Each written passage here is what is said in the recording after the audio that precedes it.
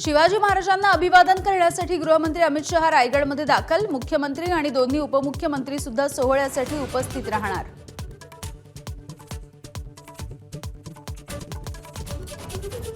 राष्ट्रवादी काँग्रेस आज अमित शहांना वक्फ विधेयकाच्या संदर्भात निवेदन देण्याची शक्यता। नवाब मलिकांच्या समितीने तयार केलेलं निवेदन अजित पवारांकडे सुपूर्द। सभागृहात शहांनी दिलेली आश्वासनं पाळण्याचं आवाहन। अमित शहा हे संध्याकाळी घेणार मुख्यमंत्री आणि उपमुख्यमंत्र्यांची बैठक। रायगडच्या पालकमंत्री पदासंदर्भातला तिढा सुटणार का याकडे लक्ष।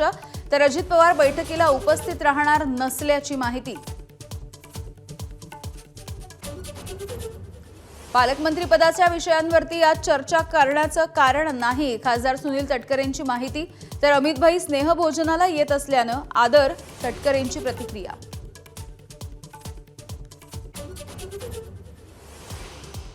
सरपंच संतोष देशमुख हत्या प्रकरणामधल्या हत्यार परीक्षण अहवाल एबीपी माझाच्या हाती। 4 विशेष हत्यारांनी मारहाण केल्याचं नमूद।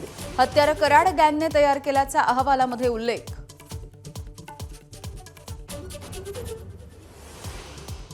अमित शहांच्या दौऱ्यादरम्यान रायगडावरील रोपवे सुरूच राहणार। सर्वसामान्य शिवभक्तांना रायगडावरती प्रवेश बंदी नाही। पोलिसांचा मात्र कडेकोट बंदोबस्त।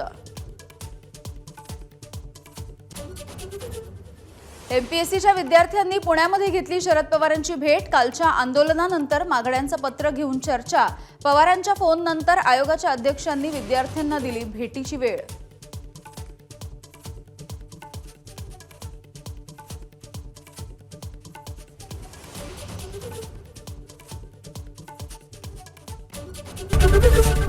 एबीपी माझा, उघडा डोळे बघा नीट।